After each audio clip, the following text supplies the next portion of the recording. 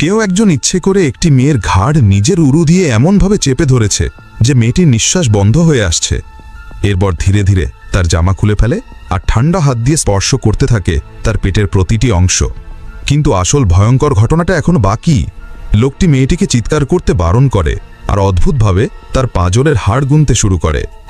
1, 2, 3, ঠিক 13 নম্বর পাঁজরটা পেতেই সে সেটার উপর একটা হাতুড়ি রাখে এবং পৈশাচিক শক্তিতে আঘাত করতে শুরু করে। হাতুড়ির আঘাত যত বাড়তে থাকে, যন্ত্রণায় মেয়েটির চোখ দুটো যেন ঠিকরে বেরিয়ে আসে এবং একসময় সে মৃত্যুর কোলে ঢলে পড়ে। মৃত্যুর এই পদ্ধতি এতটাই নৃশংস আর অদ্ভুত ছিল যে দেশের সবচেয়ে অভিজ্ঞ ফরেন্সিক ডাক্তারও মেয়েটির মৃত্যুর আসল কারণ খুঁজে বের করতে ব্যর্থ হন। বন্ধুরা, আজকে আমরা কথা বলবো সাম্প্রতিক সময়ের কোরিয়ার সবচেয়ে ডার্ক এবং বিতর্কিত একটি ক্রাইম সাসপেন্স ফিল্ম নিয়ে। সিনেমাটির দৃশ্যগুলো এতটাই ভয়াবহ ছিল যে সেন্সর বোর্ড বেশ কয়েকবার কাটছাট করার পরেই এটিকে মুক্তি দেবার অনুমতি দেয়। কিন্তু তারপরেও সিনেমার অবিশ্বাস্য টুইস্ট ভরা কাহিনী মানুষের ভেতরের কুৎসিত আর অন্ধকার দিকটা আমাদের সামনে তুলে ধরে। কথায় আছে, প্রত্যেক মানুষেরই কিছু গোপন রহস্য থাকে, আর যখন সেসব গোপন কথাগুলো একে একে প্রকাশ পেতে শুরু করে তখনই জন্ম নেয় এক বিশাল ট্র্যাজেডি। গল্পের শুরু হয় দেশের একজন অত্যন্ত প্রভাবশালী রাজনৈতিক নেতার পরিবারকে কেন্দ্র করে। ইয়ন হং এবং তার স্বামী জংচানের বিয়ের অনেক বছর হয়ে গেছে। তাদের মিন জিন নামে একটা ফুটফুটে মেয়েও আছে। কিন্তু নামেই শুধু পরিবার, আসলে মেয়ের যত্ন নেওয়ার সময় তাদের কারো কাছেই ছিল না। কারণ তার স্বামী জংচান তখন সংসদ সদস্য নির্বাচনের জন্য লড়ছেন, আর ইয়ন হং স্বামীর জন্য ভোট চাইতে দিনরাত এক করে ফেলছে। এরকমই একদিনে তাদের মেয়ে মিন জিন জানায় যে সে তার এক বন্ধুর বাড়িতে পড়তে যাচ্ছে। স্বামীর নির্বাচনের কথা মাথায় রেখে ইয়ন হং মেয়েকে তাড়াতাড়ি বাড়ি ফিরতে বলে। কিন্তু সেদিন মাঝরাতে যখন ইয়ন হং বাড়ি ফেরে তখন সে দেখে মিন জিন তখনও ফেরেনি। তার মনে একটা অজানা ভয় কাজ করতে শুরু করে। সে মেয়ের সব কাছের বন্ধুদের ফোন করে, কিন্তু সবার উত্তর একটাই, তারা কেউ মিন জিনকে দেখেনি। সেদিন রাতে বাইরে মুষলধারে বৃষ্টি হচ্ছিল আর মেয়েটা ছাতাও নিয়ে বেরোয়নি। দুশ্চিন্তায় ছটপট করতে করতে ইয়ন হং তার স্বামী জংচানকে নিয়ে পুলিশের কাছে যায়। কিন্তু পুলিশ যখন জানতে পারে যে মিন জিন মাঝে মাঝেই বন্ধুদের সাথে বাইরে থাকত, তখন তারা এই কেসটিকে মোটেও গুরুত্ব দেয় না, বরং সাধারণ নিখোঁজের ঘটনা বলে উড়িয়ে দেয়। এদিকে মেয়ের চিন্তায় ইয়ন হংয়ের পাগল হয়ে যাওয়ার মতো অবস্থা। কিন্তু তার স্বামী জংচানের মাথায় তখন অন্য চিন্তা। সে ইয়ন হংকে বলে এই ব্যাপারটা যেন বাইরে জানাজানি না হয়, কারণ এখন তার নির্বাচনের সবচেয়ে গুরুত্বপূর্ণ সময় চলছে, আর সামান্য একটা ভুল তার সাজানো স্বপ্নকে ভেঙে চুরমার করে দিতে পারে। মেয়ের নিখোঁজ হওয়ার খবর ছড়িয়ে পড়লে তার সম্মানহানি হতে পারে, যা ভোটের বাক্সে প্রভাব ফেলবে। তার ধারণা হয়তো কালকের মধ্যেই নিজেই বাড়ি ফিরে আসবে। ভাবুন একবার, নিজের মেয়ে নিখোঁজ, কিন্তু একজন বাবা হিসেবে জংচানের কোনো চিন্তাই নেই। তার কাছে মেয়ের জীবনের চেয়েও ভোটের রাজনীতি অনেক বেশি গুরুত্বপূর্ণ। স্বামীর এই রূপ দেখে ইয়ন হংয়ের মন ভেঙে যায়। সে একা একাই মেয়ের যাওয়ার সমস্ত রাস্তায় পাগলের মতো তাকে খুঁজতে থাকে, কিন্তু মিনজিনের কোনো চিহ্নই খুঁজে পায় না। পরের দিন জংচান অবশেষে বুঝতে পারে যে বিষয়টা গুরুতর দিকে গড়াচ্ছে। তখন সে পুলিশকে ডেকে মেয়ের সমস্ত কল রেকর্ড এবং তথ্য সাবধানে চেক করতে বলে। পুলিশ মিনজিনের কল রেকর্ডে দেখতে পায় সে সম্প্রতি সবচেয়ে বেশি কথা বলেছে চুই মিয়ক নামে একটি মেয়ের সাথে। এই নামটা পাওয়া মাত্রই ইয়ন হং ছুটে স্কুলে যায় এবং মিয়ককে খুঁজে বের করে। কিন্তু যখন মিয়ক জানতে পারে যে মিনজিন নিখোঁজ, তখন সে কান্নাকাটি বা অবাক হওয়ার বদলে এক রহস্যময় হাসি দেয়। এরপর সে পকেট থেকে ভাঙ্গা স্ক্রিনের একটা ফোন বের করে আনলক করার চেষ্টা করতে থাকে। ইয়ন হং তার এই অদ্ভুত আচরণ লক্ষ্য করে না, কারণ সে তখন মেয়ের খবর জানার জন্য মরিয়া। মিয়ক বলে সেদিন আর মিনজিন অনেক রাত পর্যন্ত স্কুলেই ছিল। স্কুল থেকে বের হয়ে সে দেখে মিনজিন একটা সাদা গাড়িতে উঠে চলে গেল। গাড়িটা যে চালাচ্ছিল তাকে দেখে মনে হচ্ছিল মিনজিনের খুব পরিচিত। কিন্তু এখানেই গল্পে একটা বড়সড় টুইস্ট আসে। পুলিশ যখন সেই রাস্তার সিসিটিভি ফুটেজ চেক করে, তখন তারা কোনো সাদা গাড়িকে দেখতে পায় না, বরং তারা দেখে একটা কালো গাড়ি ভুলবশত একজন পথচারীকে চাপা দিয়ে পালিয়ে যাচ্ছে। এর মানে মিয়ক পরিষ্কারভাবে মিথ্যা বলছে। মিয়কের অস্থির চাহিনী আর মিথ্যা কথা ইয়ন হংয়ের মনে গভীর সন্দেহ তৈরি করে। সে বুঝতে পারে তার মেয়ের নিখোঁজ হওয়ার পেছনে এই মেয়েটিরই হাত থাকতে পারে। তাই সে প্রথমে মিয়কের পারিবারিক অবস্থার সম্পর্কে খোঁজ খবর নেয়। সে জানতে পারে মিয়কের পরিবার খুব গরিব। তার আসল মা মারা গেছেন এবং বাবা এক সৎ মাকে বিয়ে করেছেন, যিনি শুধু বাচ্চার জন্ম দিয়েই খালাস, তাদের কোনো যত্ন নেন না। এই কথা জেনে মেয়েটির জন্য ইয়ন হংয়ের মায়া হয়। সে ভাবে হয়তো টাকার লোভ দেখিয়ে সত্যটা বের করা যাবে। কিন্তু যখন সে মিয়ককে টাকা সাধে, তখন হঠাৎ তার চোখ যায় মিয়কের হাটের দিকে। সে দেখে মিয়কের হাতে একটি দামি ঘড়ি, আর এই ঘড়িটা তার মেয়ে মিনজিনের। এবার ইয়ন হং প্রায় নিশ্চিত হয়ে যায় যে মেয়ের নিখোঁজ হবার সাথে মিয়কের সরাসরি যোগ আছে। কিন্তু তার কাছে কোনো শক্ত প্রমাণ নেই, আছে শুধু একজন মায়ের মন যা বলছে আসল অপরাধী তার চোখের সামনেই ঘুরছে। তাই সে বাড়ি ফিরে মিনজিনের সোশ্যাল মিডিয়া অ্যাকাউন্টে লগ ইন করে তাদের পুরনো চ্যাট পড়ার জন্যে। কিন্তু লগ ইন করতেই ইয়ন হংয়ের মাথা ঘুরে যায়। সে দেখে মেয়ের ইমেলে একটা দুটো নয়, 50,000-ও বেশি মেসেজ এসে জমে আছে। সারা রাত ধরে ইমেলগুলো ঘেটে ইয়নহং আবিষ্কার করে যে এর মধ্যে বেশিরভাগই একই ব্যক্তি পাঠিয়েছে, আর সেই ব্যক্তি পরীক্ষার সময় মিনজিনকে প্রশ্ন আর উত্তর ফাঁস করে দিত। ইয়নহং দ্রুত সেই ব্যক্তির নম্বর খুঁজে বের করে ফোন করে, কিন্তু ফোন করার পর সে আরও বড় ধাক্কা খায়, কারণ সেই ব্যক্তি আর কেউ নয়, সে হলো তার মেয়ের ক্লাস টিচার। ইয়নহং আবার স্কুলে ছুটে যায়, কিন্তু ক্লাস টিচার সরাসরি কিছু না বলে শুধু তার ফোনটা ইয়নহংয়ের দিকে এগিয়ে দেন। ফোনের ভিডিওতে দেখা যায় যে মিনজিন আর মিয়ক স্কুলের এক অনুষ্ঠানে গান গাইছে, কিন্তু নিচে ছাত্রছাত্রীরা তাদের দিকে ময়দা ছুটছে আর অপমানজনক কথা বলছে। আসলে স্কুলে মিনজিন আর মিয়ক দুজনকেই তাদের সহপাঠীরা সব সময় উত্ত্যক্ত করত। মিনজিন বড়লোকের মেয়ে হওয়া সত্ত্বেও একা ছিল, আর মিয়ক গরিব হওয়ায় সবার কাছে ছিল অবহেলার পাত্র। এই কারণেই তারা দুজন খুব ভালো বন্ধু হয়ে ওঠে। ক্লাস টিচার তাদের এই দুরবস্থা দেখে কষ্ট পেতেন এবং তাদের সাহায্য করার জন্য পরীক্ষার প্রশ্ন ফাঁস করে দিতেন, যাতে তারা ভালো ফল করে সবার চোখে সম্মান পেতে পারে। এই সত্যিটা জানার পর একজন মা হিসেবে ইয়নহং ভেঙে পড়ে। সে বুঝতে পারে সে তার মেয়ের জীবন সম্পর্কে কিছুই জানত না। সে টিচারের সামনে হাঁটু গেড়ে বসে মেয়ের ব্যাপারে আরও কিছু জানার জন্য কাঁদতে কাঁদতে অনুরোধ করে। অন্যদিকে ইয়নহংয়ের স্বামী জংচান তখন নোংরা রাজনীতিক খেলায় ব্যস্ত। সে ক্যামেরার সামনে নদীতে আবর্জনা পরিষ্কার করার নাটক করে মানুষের ভোট টানার চেষ্টা করছে। মেয়ে নিখোঁজ, স্ত্রী মেয়ের জন্য পাগল প্রায়, আর সে ব্যস্ত নিজের ভোটের অঙ্ক মেলাতে। ধীরে ধীরে মানুষের কাছে তার এই নাটক স্পষ্ট হয়ে যায় এবং তার জনপ্রিয়তা কমতে থাকে। জংচান বিষয়টা বুঝতে পেরে সাথে সাথে তার কৌশল বদলে দেয়। এবার সে মেয়ের নিখোঁজ হওয়াকে পুঁজি করে মানুষের সহানুভূতি আদায়ের চেষ্টা করে। ক্যামেরার সামনে তার কান্না ভেজা বক্তব্য আর আবেগঘন কথা মুহূর্তেই জনগণের মন গলিয়ে দেয়। কিন্তু স্বামীর এই আবিনয় ইয়নহংয়ের মনে এক নতুন সন্দেহর জন্ম দেয়। মেয়ে যে রাতে নিখোঁজ হয়েছিল সেই রাতে তার স্বামী জংচানও বাড়ি ফেরেনি। সে ছুটে যায় তার স্বামীর সহকারীর কাছে এবং সেই রাতে জংচান কোথায় ছিল তা জানতে চায়, কিন্তু সহকারী জানায় বস তার গতিবিধি গোপন রাখতে বলেছেন। এই কথাটা শোনার পর ইয়নহংয়ের মনে ভয়ঙ্কর এক প্রশ্ন জেগে ওঠে। তার স্বামীকে নির্বাচনের জন্য সহানুভূতি আদায়ের জন্য ইচ্ছে করে নিজের মেয়েকেই কোথাও লুকিয়ে রেখেছে। সে ভালো করে জানে তার স্বামী নিজের স্বার্থের জন্য যে কোনো পর্যায়ে নামতে পারে। কোনো উপায় না দেখে ইয়নহং শেষ পর্যন্ত একজন তান্ত্রিকের কাছে যায় মেয়েকে খুঁজে বের করার জন্য। তান্ত্রিক এক অদ্ভুতভাবে আত্মা খোঁজার প্রক্রিয়া শুরু করে। অবশেষে তান্ত্রিকের আত্মা একটা জঙ্গলে গিয়ে থামে। ইয়নহং সাথে সাথে পুলিশকে সেই জায়গার কথা জানায়। কিছুক্ষণ খোঁজার পরই জঙ্গল থেকে একটা মৃতদেহ খুঁড়ে বের করা হয়। প্লাস্টিকের ব্যাগে মোড়ানো শরীরটা আর কারো নয়, তার আদরের মেয়ে মিনজিনের। তার মুখটা এতটাই বিকৃত করে দেওয়া হয়েছিল যে ফরেন্সিক ডক্টরও মৃত্যুর কারণ খুঁজে বের করতে পারেনি। মেয়ের এই করুণ অবস্থা দেখে ইয়নহং পাথর হয়ে যায়।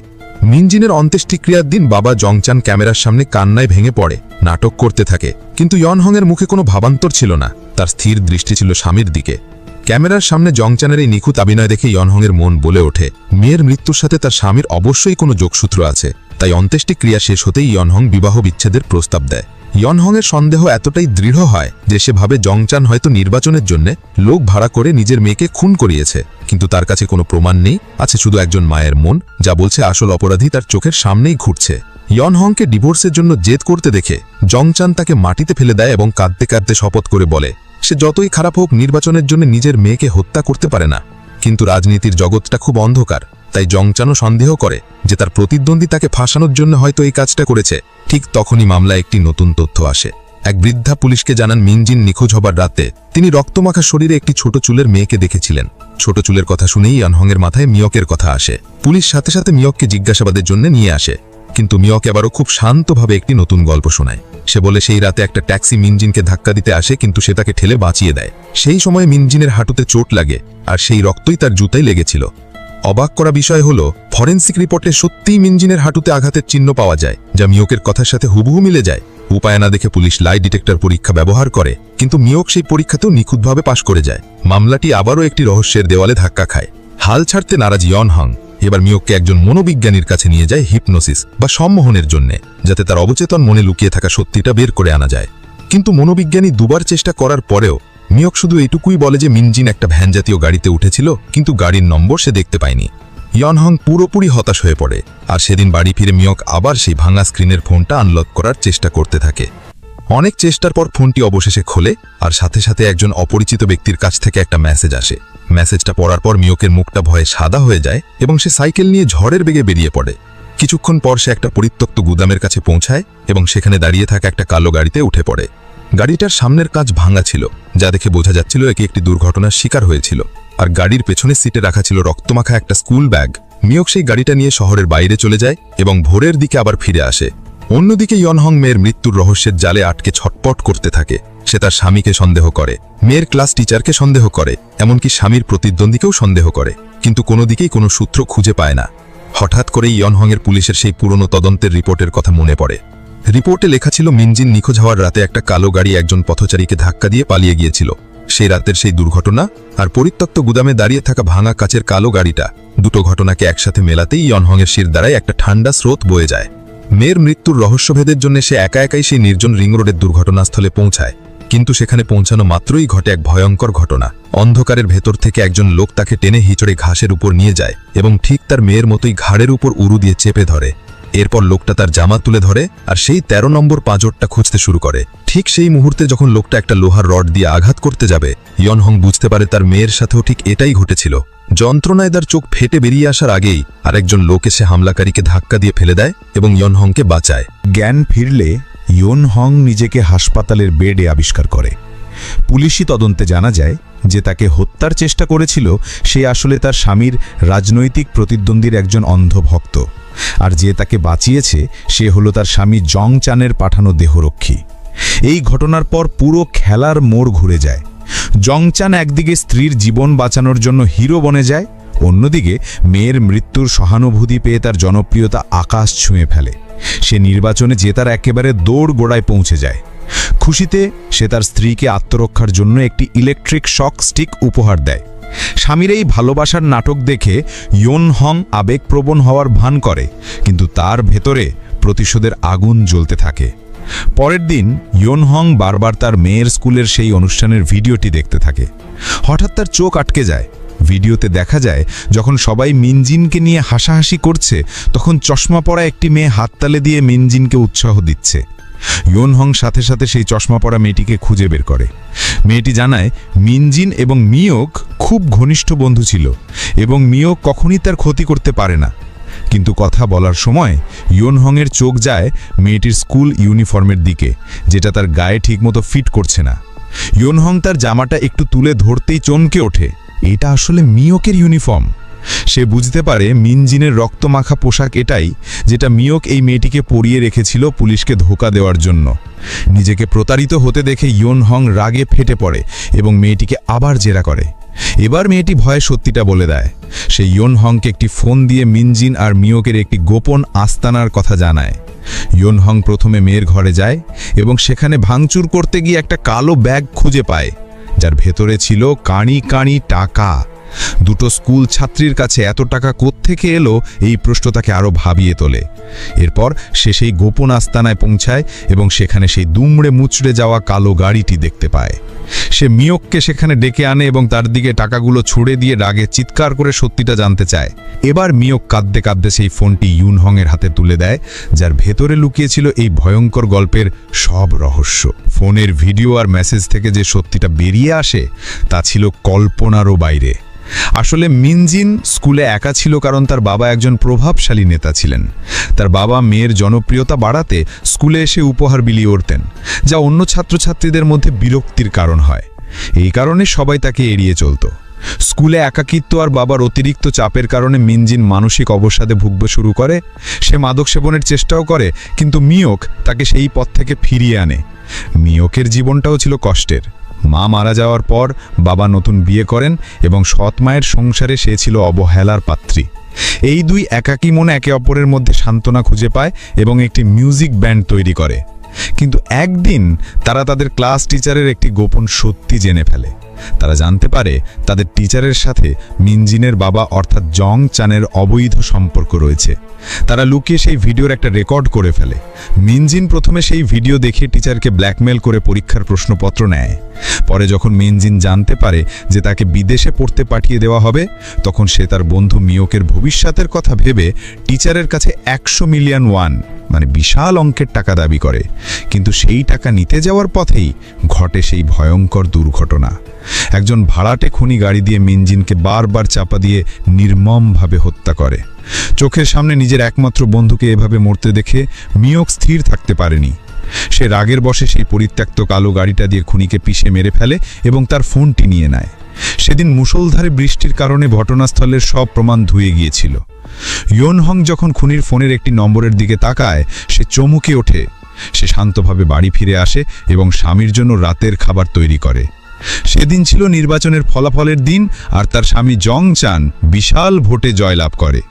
খাওয়ার পর ইয়নহং তার স্বামীকে জড়িয়ে ধরে অভিনন্দন জানায়, কিন্তু তার চোখে ছিল শীতল প্রতিশোধের ছায়া। সে সেই ভাড়াটে খুনির ফোন থেকে জংচানকে মেসেজ পাঠায় এবং বলে, ভিডিও আমার কাছে আছে, মাঝরাতে ওয়ানহুয়া রোডে দেখা করো। জংচান সেখানে পৌঁছাতেই অন্ধকারের ভেতর থেকে বেরিয়ে আসে ইয়নহং। এবার সব রহস্যের উন্মোচন হয়। আসলে সেই ক্লাস টিচার জংচানের সন্তানের মা হতে চলেছিল। নিজের সন্তানের পথ পরিষ্কার করার জন্য সে জংচানকে বলে যে একজন ছাত্রী তাকে ব্ল্যাকমেইল করছে। সে ইচ্ছে করে মিনজিনের পরিচয় গোপন রাখে। জংচান নির্বাচনের আগে কোনো ঝুঁকি নিতে চায়নি, তাই সে সেই ব্ল্যাকমেলারকে সরিয়ে দেওয়ার জন্য খুনি ভাড়া করে। সে জানতেই পারেনি যে সে নিজের মেয়েকেই হত্যা করার নির্দেশ দিয়েছে। এমনকি ইয়নহংয়ের উপর যে আক্রমণ হয়েছিল সেটাও জংচানের সাজানো নাটক ছিল, যাতে সে তার প্রতিদ্বন্দ্বীর উপর দোষ চাপিয়ে মানুষের সহানুভূতি আদায় করতে পারে। সব সত্যি জানার পর যখন জংচান বুঝতে পারে সে কি ভয়ঙ্কর ভুল করেছে, তখন ইয়নহং তার আসল রূপ ধারণ করে।